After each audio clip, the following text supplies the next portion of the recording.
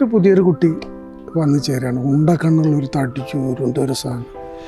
ഈ ശാന്തമായി കിടക്കുന്ന ഈ വെള്ളത്തിലേക്ക് നമ്മളൊരു കല്ലെടുത്തിട്ടാൽ എങ്ങനെ ഉണ്ടാവും? ഒരാണിനും ഒരു പെണ്ണിനും ചെയ്യാമെന്നുള്ള എന്ത് സർക്കസ് വേണമെങ്കിലും ചെയ്യും. പിന്നെ ഏറ്റവും നല്ല കാലഘട്ടത്തിലാണ് ഇന്നത്തെ തലമുറ ജീവിക്കുന്നത്. ബെസ്റ്റ്.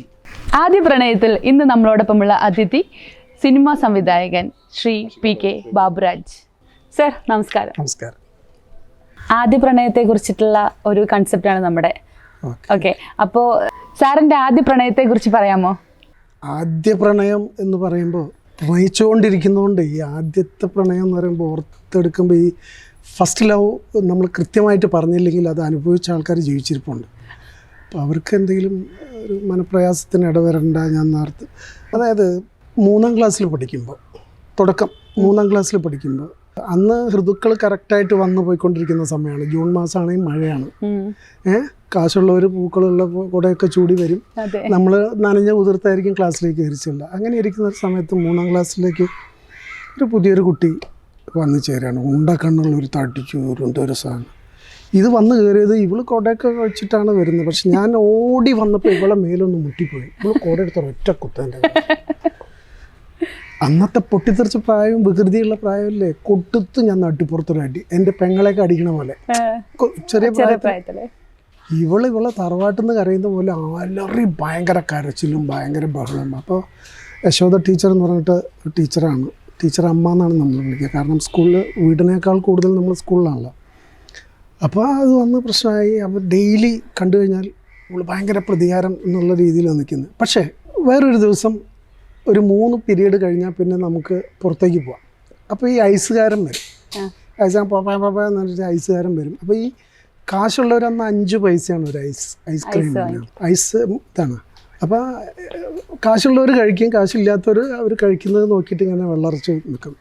അപ്പോൾ ഇവളൊരു ഐസ്ക്രീം വാങ്ങി ഇങ്ങനെ കഴിച്ചുകൊണ്ട് ഉണ്ടക്കണ്ണ വെച്ച് നോക്കുമ്പോൾ ഞാൻ നോക്കി നിൽക്കുന്നു. അപ്പോൾ അവൾ എൻ്റെ അടുത്തേക്ക് വന്നിട്ട് ഇത് കടിച്ചിട്ട് ഒരു കഷ്ണം എൻ്റെ കയ്യിലേക്ക് വന്നു. ഞാൻ എൻ്റെ കയ്യിലേക്ക് വാങ്ങി. അപ്പം എൻ്റെ അടുത്ത് എന്ന് പറഞ്ഞു. അതായത് എനിക്ക് മനസ്സിലായില്ല. അപ്പം ഞാൻ അങ്ങനെ അവളെ നോക്കിയത് എന്തിനാ, എന്നോട് ഭയങ്കര ദേഷ്യമുള്ള കുട്ടി എന്തിനാ ഇത് തന്നെ. വീണ്ടും പിന്നെ എനിക്ക് മനസ്സിലായത് പെട്ടെന്ന് കഴിച്ചില്ല, ഇത് അലിഞ്ഞു പ്രണയം പോലെ. അപ്പോൾ ഇതെനിക്ക് വല്ലാത്തൊരു ഇതായി. ആ കുഞ്ഞു മനസ്സിലൊന്നും അറിയില്ലല്ലോ, സ്നേഹം അറിയില്ല, പ്രണയം അറിയില്ല. നമ്മളൊരു കുട്ടീനോട് ദേഷ്യം തോന്നി ചെയ്തു, ആ കുട്ടി എനിക്ക് ഐസ്ക്രീം തന്നു, അത്രയേ ഉള്ളൂ. പക്ഷേ ആ ഒരു ഇൻസിഡൻറ്റിന് ശേഷം 5ാം ക്ലാസ്സിലെത്തുമ്പോഴേക്ക് ഈ കുട്ടിക്ക് വല്ലാത്തൊരു ഇഷ്ടവും എപ്പോഴും നോക്കിയാലും ഞങ്ങൾ മാത്രമായിരിക്കും. ഈ സമയത്താണ് 5ാം ക്ലാസ്സിൽ എനിക്കൊരു ആക്സിഡൻ്റ് ആയിട്ട് പ്ലാസ്റ്റർ ഇട്ട് ഞാൻ വീട്ടിൽ കിടക്കുക. സ്കൂളിലേക്ക് പോകുന്നില്ല, കുട്ടിപ്രായത്തിൽ. അങ്ങനെ വീട്ടിലാരുമില്ല, എല്ലാവരും പോകുന്നു, ആരും കാണാനില്ല. അപ്പം ഞാൻ അങ്ങനെ നോക്കുമ്പോൾ വീടൊരു ഇടവഴിയൊക്കെ കഴിഞ്ഞിട്ടില്ല. ഈ ഇടവഴി കഴിഞ്ഞ് ഒരു പെൺകുട്ടി, 5ാം ക്ലാസ്സിൽ പഠിക്കുന്ന പെൺകുട്ടി ഓർത്താണ്. ആ വേലി കഴിഞ്ഞ് എൻ്റെ വീട്ടിൻ്റെ മുന്നിലേക്ക് വന്ന് ഇങ്ങനെ നിൽക്കുക, എന്നെ നോക്കി ദൂരെ നിൽക്കുക. ഞാൻ നോക്കുമ്പം മഹാലക്ഷ്മിയാണ്. എനിക്കൊന്നും മനസ്സിലായില്ല ആ സമയത്ത്. അപ്പം നമ്മളെ മനസ്സിൽ ആരോ നമ്മളെ പിന്തുടരുന്ന ഒരു വികാരം. ഇതാണോ പ്രേമം? അന്ന് പ്രണയമില്ല, അന്ന് പ്രേമം എന്നാണ് പറയാം. പിന്നെ പ്രേംനസീറിൻ്റെ പടങ്ങൾ കണ്ടിട്ടാണ് പ്രണയം. പ്രിയതമ എന്നുള്ള പാട്ടാണ് ഞാൻ, ശകുന്തള പടമാണ് ഞാൻ ആദ്യമായിട്ട് കാണുന്നത്. അത് KR വിജയകാമന്നിരുന്നിട്ട് പ്രണയലേഖനം എഴുതാൻ വേണ്ടി പാടുന്ന ഒരു പാട്ടാണ്. അപ്പോൾ അവിടുന്ന് മുതലാണ് പ്രണയത്തിന് പിടിച്ചത്. പ്രണയം എന്ന് പറയുന്ന ഒരു വികാരം എന്താണെന്നുള്ള അറിയില്ല. പിന്നെ ഞാൻ UPയിലേക്ക് ചേർന്നപ്പോൾ അതായത് 6-7 സ്റ്റാൻഡേർഡിലേക്ക് എത്തിയപ്പോൾ പുതിയൊരു പെൺകുട്ടി വന്നു. അപ്പോൾ പ്രണയത്തിന് അങ്ങനെ ഒരു ഇതുണ്ട്, ഒന്നിൽ മാത്രം നിൽക്കില്ല. കാരണം നമ്മളൊരു ഉദ്യാനത്തിൽ പോയ മാതിരിയാണ്. നമുക്കൊരു പൂവിനെ മാത്രം ഇഷ്ടപ്പെടാൻ പറ്റില്ല. ഓരോ പൂവിലും വസന്തം ഉണ്ടെന്നാണ് പറയാം. തിരിച്ചാ കുട്ടിയോട് തോന്നിയിട്ടുണ്ടായിരുന്നു? ഏത് കുട്ടീൻ്റെ അടുത്ത്? പിന്നെ അതിനുശേഷം ഞാനപ്പോൾ ഒരു 5 കൊല്ലത്തിന് ശേഷം അവളെ കണ്ടു. ആണോ? ശരിക്കും പറഞ്ഞാൽ ഫസ്റ്റ് ലവ് എന്ന് പറയുന്നത് ആ ഉണ്ടക്കണ്ണി കുട്ടിയാണല്ലേ? അത് തന്നെയാണ്. അവളുടെ മനസ്സിലെപ്പോഴും പ്രണയമുണ്ട്. അവൾ ഹസ്ബൻഡിൻ്റെ അടുത്ത് പറയുകയും ചെയ്തു. ഞാൻ ചെയ്ത സീരിയലായാലും സിനിമയിലായാലും ഇവളുടെ മഹാലക്ഷ്മി എന്നുള്ള പേര് ഞാൻ എപ്പോഴും ആ കഥാപാത്രങ്ങൾക്ക് ഇടാറുണ്ട്. അപ്പോൾ ഇവള് ഹസ്ബൻഡിൻ്റെ അടുത്ത് പറഞ്ഞു, എന്നെ ആലോചിച്ചിട്ടാണ് ബാബുരാജ് ഇതിട്ടത്. അപ്പോൾ അയാൾ എൻജോയ് ചെയ്ത് വിട്ടു. അത്രയാണ്. UP സെക്ഷനിൽ വന്നപ്പം കുതിരവാല്, അന്ന് പെൺകുട്ടികൾക്കൊക്കെ മുടി മെടഞ്ഞിടുക, കുതിരവാല് പോലെ മുടി കെട്ടുക, അങ്ങനെയൊക്കെയാണ്. അപ്പോൾ അതിലൊരു സുജിത എന്ന് പറഞ്ഞൊരു കുട്ടി ഭയങ്കര മെലിഞ്ഞ ഒരു കുട്ടിയാണ്. വെളുത്ത നല്ല സുന്ദരിയാണ്. പിൽക്കാലത്ത് നമ്മൾ സ്റ്റെഫി ഗ്രാഫിൻ്റെ ഒരു ബോഡി ഷേപ്പാണ് അവൾക്ക്. പിൽക്കാലത്ത്, അന്നൊന്നും സ്റ്റെഫി ഒന്നുമില്ല. അപ്പോൾ ഈ കുട്ടി ജോയിൻ ചെയ്തപ്പോൾ ഞാൻ അന്ന് പാട്ട് പാടും, ചിത്രം വരയ്ക്കും, കോമ്പറ്റീഷന് പങ്കെടുക്കും. അപ്പോൾ സ്വാഭാവികമായിട്ടും ഈ കുട്ടിക്ക് എന്നോട് ഒരു ഇത് തോന്നി, എനിക്കതിലേറെ തോന്നി. കാരണം ഭയങ്കര ഒരു രസമുള്ളൊരു കുട്ടി. അപ്പോൾ ഇതിൻ്റെ ഇടയ്ക്ക് ഞങ്ങൾക്കൊരു വില്ലൻ വന്നു, ബാലു എന്ന് പറയുന്ന എൻ്റെ ഒരു സുഹൃത്ത്. വില്ലൻ എന്ന് പറഞ്ഞു കഴിഞ്ഞാൽ അന്ന് പ്രേംനസീർ, KP ഉമ്മർ, ഗോവിന്ദൻകുട്ടീൻ്റെ പടങ്ങൾ കാണുന്നുണ്ട്. നായകനും വില്ലനും നായികയ്ക്ക് വേണ്ടി എന്നുള്ളൊരു കോൺസെപ്റ്റ് ഉണ്ടല്ലോ. ഇതിൽ സുജിത അവളെ വീട്ടിലേക്കൊക്കെ എന്നെ കൂട്ടിയിട്ട് പോവും, പാട്ട് പാടിക്കും ഒക്കെ ചെയ്യും. ഇതിവന് കണ്ടുകൂടാ. ഇവൻ കുറച്ച് ഇംഗ്ലീഷൊക്കെ പറയും. ഇംഗ്ലീഷ് മീഡിയത്തിൽ നിന്ന് വന്നിട്ട് 6ാം ക്ലാസ്സിൽ ജോയിൻ ചെയ്തുകൊണ്ട് നമുക്കൊന്നും അറിയില്ല. അങ്ങനെ ഇവൻ അത് പിടിച്ച് നിൽക്കുകയാണ്. അപ്പം ഞങ്ങളൊരു തീരുമാനത്തിലെത്തി, നമ്മളൊരു അടിച്ചിട്ട് ജയിക്കുന്നവന്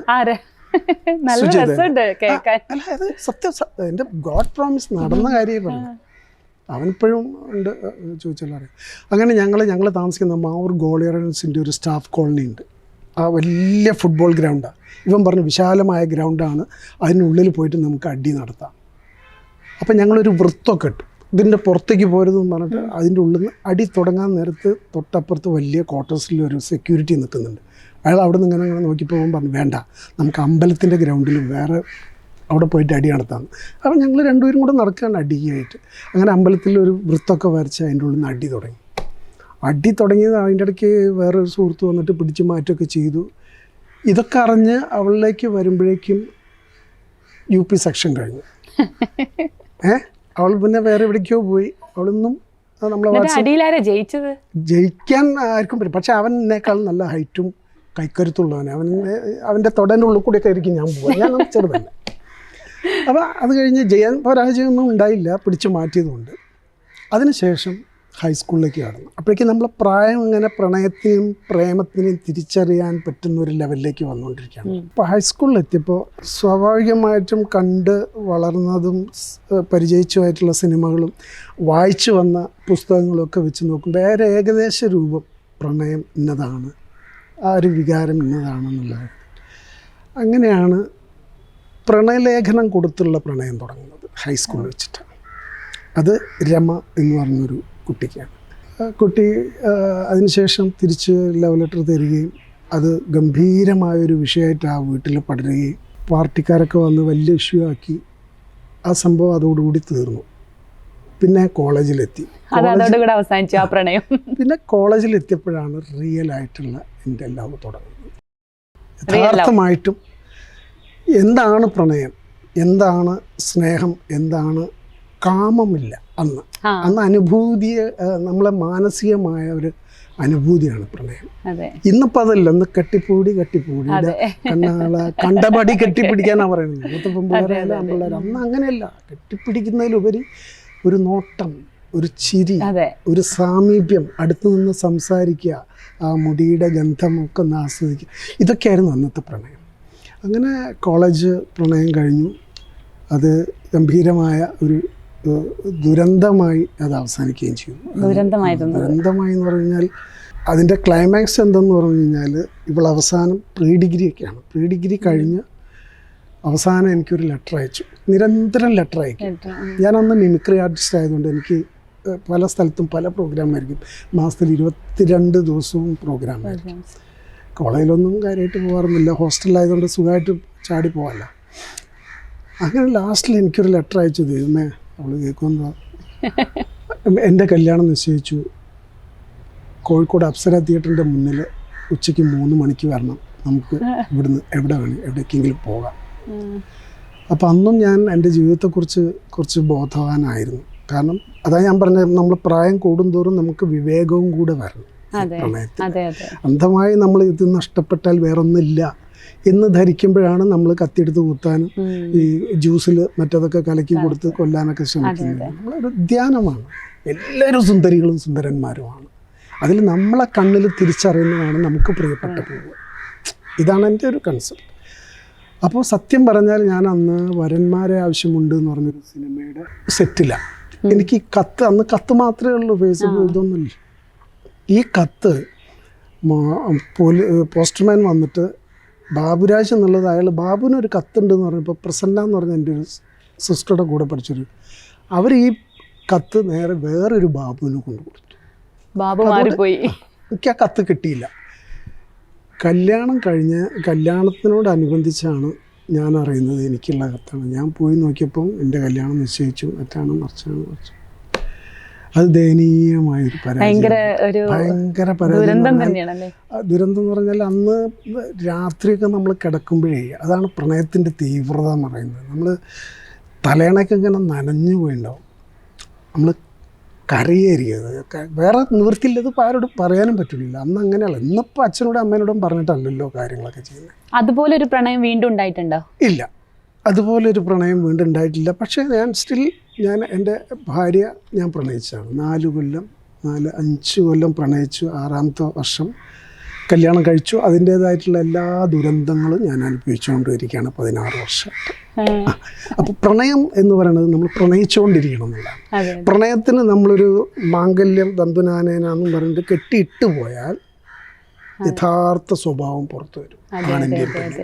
പ്രണയിച്ചുകൊണ്ടിരിക്കുമ്പോൾ ഒരു അഭിനയമാണ്, അഭിനയത്തിൻ്റെ കൂടെ ഒരു അനുഭൂതിയും കൂടിയാണ്.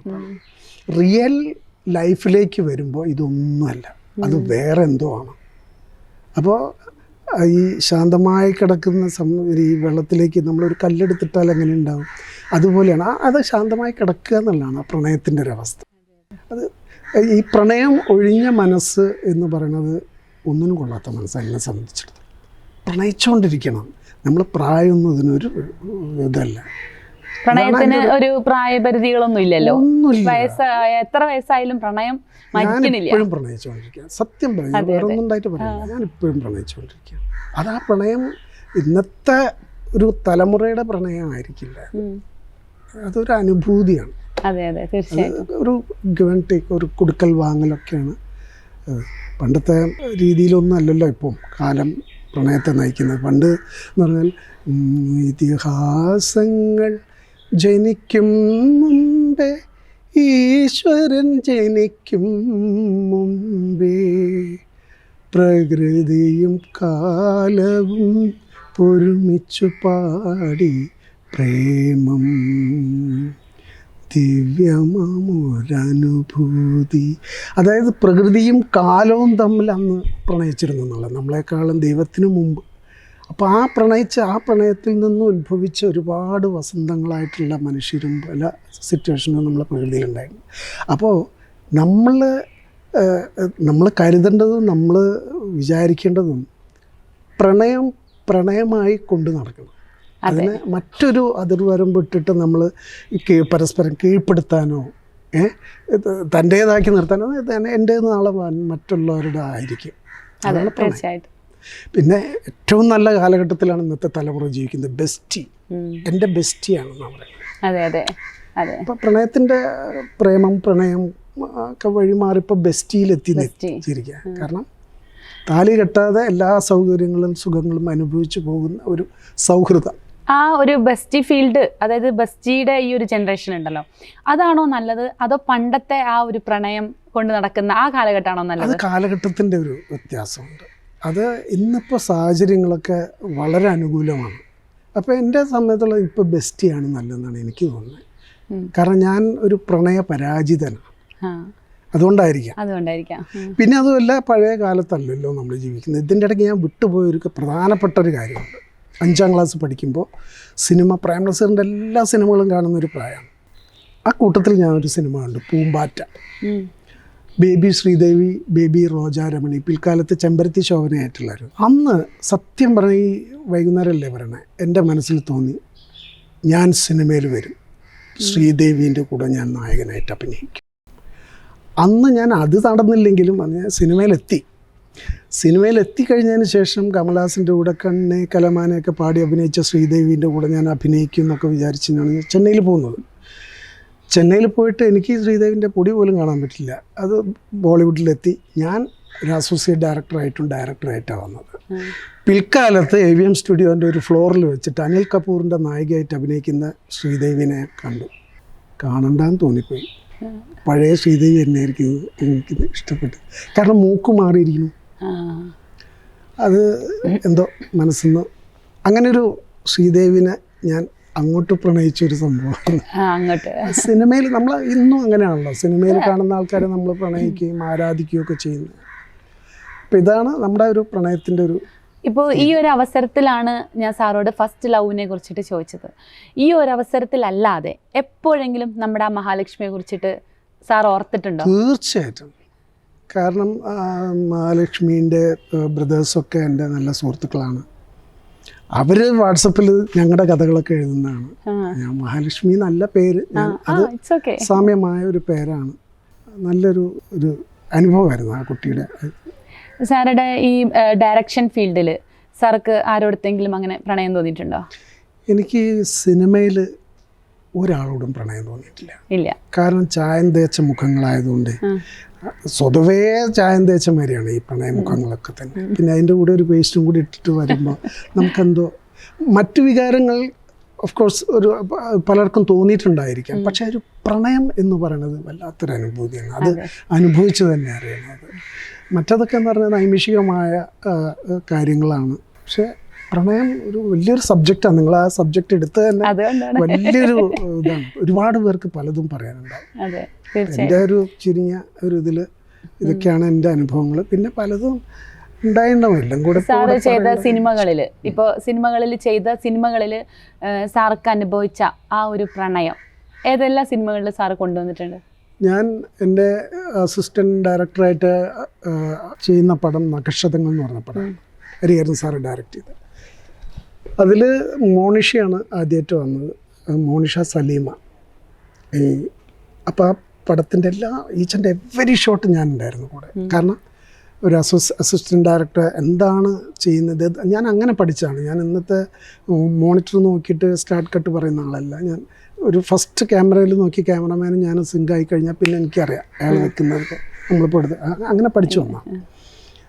അപ്പോൾ ആ നക്ഷത്രങ്ങളിൽ അതിൻ്റെ പ്രമേയവും അത് അവതരിപ്പിച്ചതും പിന്നെ മോണിഷ ഉണ്ടക്കണ്ണി ആയതുകൊണ്ട് പ്രത്യേകിച്ച് എനിക്ക് ആ സബ്ജക്റ്റിലൂടെ ഭയങ്കര താതാത്മ്യം പ്രാപിക്കാൻ പറ്റി. മോണിഷ ഞാനായിട്ട് നല്ല സൗഹൃദമായിരുന്നു. അവൾ പോയി. അപ്പോൾ അത് പിന്നെ ഞാൻ സ്വന്തമായി ഡയറക്റ്റ് ചെയ്ത് ഫസ്റ്റ് ഫിലിം തന്നെ ലവ് സ്റ്റോറി ആയിരുന്നു, ഷെവലിയർ മിഖായിൽ.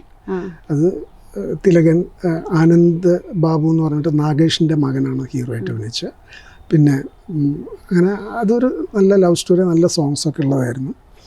പിന്നെ മൂന്നാമത്തെ പടം കളിക്കൂട്ടുകാർ, അതും ചെറിയൊരു ലവ് ത്രില്ലർ സാധനമായിരുന്നു. പിന്നെ ഒരുപാട് സീരിയൽ ചെയ്തിട്ടുണ്ട്, 10-18ഓളം. മലയാളത്തിലെ ആദ്യത്തെ മെഗാ സീരിയൽ ചെയ്തത് ഞാനാണ്. മുഖങ്ങൾ എന്ന് പറയുന്നത് മധു, രാമു, സത്താർ, സീമാജി നായർ ഇവരൊക്കെ വെച്ചിട്ട് അന്ന് ഹൻസാവിഷൻ എന്ന് പറഞ്ഞ ചെന്നൈ കമ്പനിയായിരുന്നു ചെയ്തത്. അതിലൊക്കെ പ്രണയം ഉണ്ടാവും. ഞാൻ എഴുതുന്ന എഴുതിലും ഞാൻ പാടുന്ന പാട്ടുകളിലൊക്കെ പ്രണയം കുത്തി നിറച്ച തന്നെയായിരിക്കും. ശ്രീകുമാരൻ തമ്മിൻ്റെ വരികളും വയലാറിൻ്റെ വരികളും ഒക്കെ ഞാൻ എപ്പോഴും പാടുന്ന പാട്ടുകളാണ്. ഇഷ്ടപ്പെട്ട 2 വരി മൂളാമോ?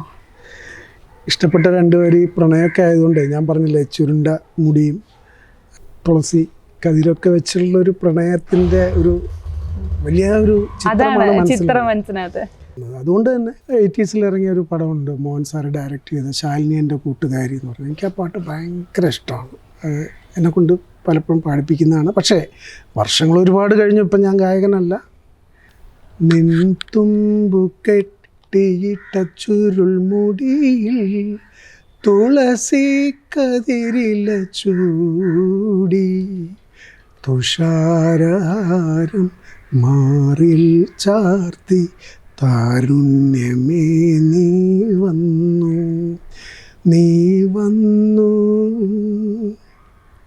നല്ല അതിമനോഹരമായിട്ടുള്ള പാട്ടുകളാണല്ലോ. അത് കണ്ണടയ്ക്കുമ്പോൾ നമുക്ക് ആ ഫീൽ കണ്ണിന്റെ മുന്നിൽ പ്രണയിനിയെ കാണുന്ന ഒരു അവസ്ഥ അല്ലേ. ഒരുപാട് വിരഹങ്ങളും, കാരണം വിട്ടുപോകുമ്പോൾ നമുക്ക് വിരഹങ്ങൾ വരുമ്പോൾ നേരെ പാട്ടുകളിലേക്കാണ് നമ്മൾ പോവുക. നേരുന്നു എവിടെയാണെങ്കിലും ജീവിച്ചു പോകും എന്നായിരുന്നു നമ്മൾ അന്ന് ചിന്തിച്ചിരുന്നത്. ഇന്നാണെങ്കിൽ ഒരു വിടൂല്ല, എങ്ങനെ എന്നെ നശിപ്പിക്കാമെന്ന് വിചാരിച്ച് അതിൻ്റെ പിറകിൽ കത്തിയെടുത്ത് ഓടുന്നതാണ്. എന്താണ് എനിക്ക് മനസ്സിലാവുന്നില്ല. അന്നത്തെ തീർത്താ തീരാത്ത പറിച്ചാ തീരാത്ത പൂക്കളുള്ളതാണ് നമ്മുടെ ഈ പ്രകൃതി അല്ലേ. അതുപോലെ തന്നെയാണ് സ്നേഹവും പ്രണയവും. ഒന്നൊഴിഞ്ഞാൽ മറ്റൊന്ന് അങ്ങനെ ധരിക്കണം, അല്ലാതെ പണ്ടത്തെ പോലെ അല്ല. എൻ്റെ മനസ്സിപ്പോൾ അതിന് പാകപ്പെട്ട് വരിക. ഇന്നത്തെ കാലത്ത് ഒട്ടുമിക്ക ആൾക്കാർക്കും പ്രണയമില്ലാത്ത ആൾക്കാർ ചുരുക്കമായിരിക്കും അല്ലേ? ഇപ്പം കല്യാണം കഴിഞ്ഞവരും പ്രണയിക്കുന്നവരുണ്ട്, കഴിയാത്തവരും പ്രണയിക്കുന്നുണ്ട്. അതിൽ തമ്മിൽ എന്താണ് സാർക്ക് അങ്ങനെ എന്തെങ്കിലും അഭിപ്രായം ഉണ്ടോ? അതായത് അത് ഭയങ്കര ഒരു കുഴപ്പിക്കുന്ന ചോദ്യമാണത്. കാരണം ഈ കല്യാണം കഴിഞ്ഞു എന്ന് വിചാരിച്ചിട്ട് പ്രണയിക്കരുത് എന്നാരും പറയില്ല. പണ്ടുണ്ടായിരുന്നു, പക്ഷെ ഇന്നിപ്പോൾ പറ്റൂല. കാരണം കയ്യിലുള്ളത് അങ്ങനത്തെ ഒരു ആയുധമാണ്. ഈ ആയുധം കയ്യിലുള്ളിടത്തോളം എന്ത് വേണമെങ്കിലും ഒരു മനുഷ്യനും ഒരാണിനും ഒരു പെണ്ണിനും ചെയ്യാമെന്നുള്ളതാണ്. എന്ത് സർക്കസ് വേണമെങ്കിലും ചെയ്യാം. അപ്പോൾ ഇവിടെ പ്രണയത്തിന് യാതൊരു ഒരു സ്പേസ് ഇല്ല എന്നുള്ളതാണ്. ഇവിടെ പ്രണയത്തിനല്ല സ്പേസ്, മറ്റെന്തിനൊക്കെയോ ആണ്. എന്നാലും ഇപ്പോഴത്തെ ഈ ന്യൂജൻ ഒരു ഇതിൽ നല്ല രീതിയിൽ തന്നെ പ്രണയിക്കുന്ന ആൾക്കാരും ഉണ്ടല്ലോ. അത് സിനിമകളിൽ മാത്രം നമുക്ക് കാണാം. സിനിമകളിൽ അത് കാണിച്ചു തരും. ഇപ്പോൾ പ്രേമലു എന്ന് പറഞ്ഞ പടം സത്യമായ പ്രണയ കഥയാണ്. അതെ, സിനിമയിൽ കാണുമ്പോൾ നമുക്കത് യഥാർത്ഥ ജീവിതത്തിൽ അങ്ങനെയൊന്നും കാണാൻ നമുക്ക് പ്രയാസമാണ്. പ്രണയം ശരിക്ക് ഇത്തരം ഈ സാങ്കേതിക ഇതൊന്നും ഇല്ലാതിരുന്ന കാലത്ത്, അത് ഞാൻ പറയുന്നതുകൊണ്ടായിരിക്കും എനിക്കത് ഫീൽ ചെയ്യുന്നത്. ഇന്നത്തെ ഒരു ജനറേഷൻ്റെ അടുത്ത് ചോദിച്ചു കഴിഞ്ഞാൽ അവർ ഇന്നത്താണെന്ന് പറയും. അത് കാലഘട്ടത്തിൻ്റെ വ്യത്യാസം. ആത്യന്തികമായിട്ട് ഒരു ഭയങ്കര ഒരു അനുഭൂതിയാണ് പ്രണയം. ആ അനുഭൂതി അനുഭവിച്ചറിയണം. അതിനെ മറ്റൊരു രീതിയിലേക്ക് വ്യാഖ്യാനിച്ച് കൊണ്ടുപോകുമ്പോഴാണ് അതിൻ്റെ ആ പവിത്രതയും അതിൻ്റെ ആ ഒരു ഇതൊക്കെ നഷ്ടപ്പെടും. ഇപ്പോൾ എന്ന് വെച്ചാൽ പ്രണയിച്ച് കല്യാണം കഴിക്കുന്നവരുണ്ട്, പിന്നെ അറേഞ്ച്ഡ് മാരേജ് ആയിട്ടുള്ള കല്യാണങ്ങളുണ്ട്. അപ്പോൾ അങ്ങനെ ആ ഒരു കല്യാണം എന്നുള്ളൊരു പ്രണയം എന്ന് പറഞ്ഞാൽ തന്നെ last end of the moment കല്യാണത്തിൽ അത് അവസാനിക്കുക എന്നുള്ളതാണല്ലോ. അപ്പോൾ അങ്ങനൊരു ഇത് വരുന്ന സമയത്ത് പ്രണയിച്ച് കല്യാണം കഴിക്കുന്നതാണോ നല്ലത്, അതോ അറേഞ്ച് മാരേജ് തന്നെയാണോ നല്ലത്? രണ്ടും നല്ലതാണ്. പ്രണയിച്ച് കല്യാണം കഴിച്ചിട്ട് നല്ല രീതിയിൽ പോകുന്ന ഒരുപാട് ഫാമിലി ഉണ്ട്. എനിക്ക് തോന്നുന്നു 60% അത് തന്നെ ആയിരിക്കും. കാരണം അവർക്ക് അഡ്ജസ്റ്റ് ചെയ്യാനും അവരുടെ മനസ്സും ശരീരമൊക്കെ ഒരേ പാതയിൽ ഒരേ ഇതിൽ സഞ്ചരിക്കുന്നതുകൊണ്ടാണ്. ഇത് സഞ്ചരിക്കാത്ത ചില രണ്ട് മനസ്സുകളുണ്ടാവും. അവിടെയാണ് പ്രശ്നം വരുന്നത്. അവിടെയാണ് പ്രശ്നങ്ങൾ വരിക. അത് പ്രശ്നങ്ങൾ വരും.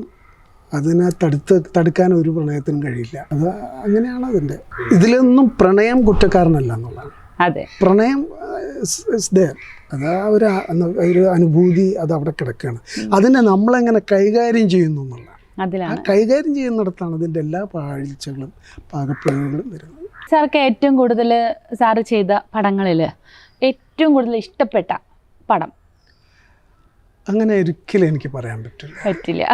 കാരണം നമ്മുടെ വീട്ടിലെ ഉദ്യാനത്തിൽ നിങ്ങൾക്ക് ഇഷ്ടപ്പെട്ട പൂവ് ഏതാണെന്ന് ചോദിച്ചാൽ നമുക്ക് പറയാം എല്ലാ പൂവിനെയും നമ്മൾ അതാത് രീതിയിൽ പരിപാലിച്ച് പോകുന്നതാണ്. ചിലപ്പം പക്ഷെ എന്നാലും എൻ്റെ ആദ്യത്തെ സിനിമ തന്നെയാണ്. ഒരു അച്ഛനും അമ്മയ്ക്കും ആദ്യത്തെ കുട്ടീനോട് തോന്നുന്നൊരു കരുതലും ഉണ്ടാവുമല്ലോ. അത് ആദ്യത്തെ സിനിമ തന്നെയാണ്. അതിനുശേഷം നല്ല സിനിമകൾ ചെയ്തിട്ടുണ്ട്, ജെമിനി പോലുള്ള നല്ല സിനിമ ചെയ്തിട്ടുണ്ട്. പക്ഷെ എങ്കിൽ കൂടെ എൻ്റെ ആദ്യത്തെ അനുഭവവും ആദ്യത്തെ പ്രയത്നവും സ്റ്റാർട്ട് ക്യാമറ സ്റ്റാർട്ട് എന്നൊക്കെ പറയുന്നത് ആദ്യമാണ്. പിന്നെ ഇതൊരു ശീലമായി പോയല്ലോ. അപ്പം ആദ്യത്തെ അത് എപ്പോഴും എൻ്റെ ആദ്യത്തെ സിനിമയ്ക്ക് തന്നെയാണ്.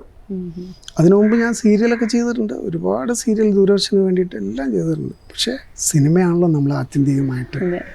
അതാണ്. പിന്നെ സംഗീതം എന്ന് പറയുമ്പോൾ പഴയ കാലത്തെ സംഗീതം, ഇപ്പോൾ ദക്ഷിണാമൂർത്തി സ്വാമി, ദേവരാജൻ, MS ബാബുരാജ്, അർജുനൻ, അവർ കൊണ്ടു നടന്ന പാട്ടുകൾ അന്നത്തെ കാലഘട്ടത്തിൻ്റെ പാട്ടുകളായിരുന്നു, വരികളായിരുന്നു. അന്ന് വയലാറിൻ്റെയൊക്കെ അതെന്ന് പറഞ്ഞാൽ പൊതിഞ്ഞു വെച്ച പ്രണയമായിരുന്നു. അതെ, അങ്ങനെ ഒരുപാട് ബിംബങ്ങളാണ് പ്രണയത്തിൽ. ഇത് പറയുമ്പോൾ ഞാനൊരു ചോദ്യം ചോദിച്ചോട്ടെ. ആദ്യകാലങ്ങളിലുള്ള ആ പാട്ടുകളാണോ പ്രണയത്തിന് കൂടുതൽ യോജിക്കുക, അതോ ഇന്നത്തെ കുറെ ന്യൂജൻ പാട്ടുകളൊക്കെ വന്നിട്ടുണ്ടല്ലോ അതാണോ പ്രണയത്തിന് കൂടുതൽ യോജിക്കുക? ഒന്നുമില്ല, ഇപ്പോൾ നിങ്ങളുടെ പ്രായം എന്താണെന്ന് എനിക്കറിയില്ല.